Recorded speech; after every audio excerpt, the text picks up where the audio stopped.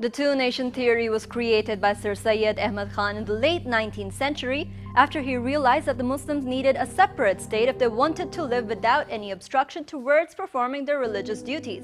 While many are rightly believing in championing interfaith harmony in today's world, the same cannot be said about the Indian government that has drastically converted from a secular state to a Hindutva state. The concept of Hinduism is especially seen in the plight of the Kashmiri Muslims of the Indian Occupied Kashmir. Kashmir is suffering at the hands of extremist Indian BJP government, and journalistic outlets around the world accept this reality. The BBC, Washington Post, The Guardian, Al Jazeera, The Telegraph, The Independent, TRT World, Bloomberg, and many others agree that India is tyrannical in its genocide against the Kashmiri people. So how exactly is the nationalist policy of India and the Prime Minister of India himself instilling an extremist Hindu, anti-Muslim ideology? Narendra Modi comes from a Hindu nationalist Bharatiya Janata Party whose policy revolves around the concept of Hindutva, defining the Indian culture on the basis of its Hinduness, ergo ousting any inclusiveness in the Indian society.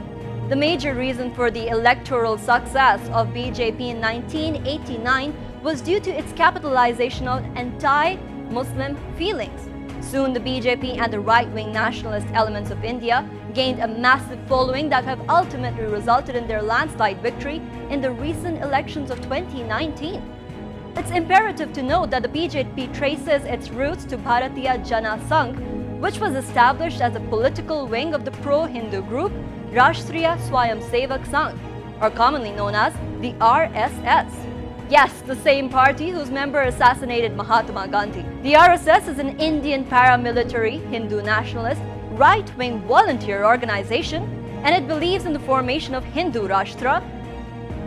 Narendra Modi was previously a member of the RSS and spearheaded the orchestration of anti-Muslim sentiments that took lives of approximately 800 Muslims in Gujarat in 2002, and who is now behind the massive human rights violation in Indian occupied Jammu and Kashmir.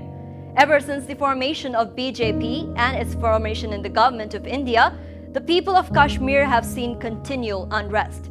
Pellet guns have caused massive blinding, cluster bombs or toy bombs have killed several, and there is frequent shooting at the Kashmiri crowd who protest against the Indian aggression. 35,000 troops were deployed to IOK in addition to the troops already present a week before the presidential order to strip Kashmir off of its special status. According to the Kashmiri Human Rights Organization, India administers Jammu and Kashmir region by the deployment of 700,000 troops. The international law under UNSC resolutions of 1948 and 1949 have made the disputed status of Kashmir clear and rejected Indian claims of Kashmir being a part of the Indian territory. After the Indian Rajya Sabha, the upper house, abrogated Article 370, India violated all the United Nations Security Council resolutions along with the Simla Agreement in itself.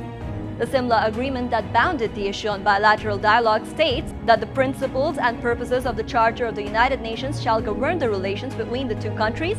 Pending the final settlement of any of the problems between the two countries, neither side shall unilaterally alter the situation, and both shall prevent the organization, assistance or encouragement of any acts detrimental to the maintenance of peaceful and harmonious relationships.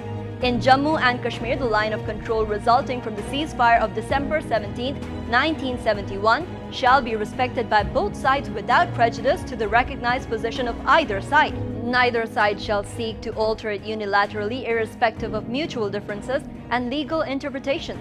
Both sides further undertake to refrain from the threat or the use of force in violation of this line. India is violating all these articles of the Simla Agreement 1971. This is not the internal issue of India as the Home Minister Amit Shah and PM Modi have been falsely stating. It is an internationally acclaimed disputed issue between two sovereign states. This region's status quo should not change until a plebiscite, as directed by the UN agencies, is held. The issue is of the Kashmiri people, and their will should be primarily accounted for.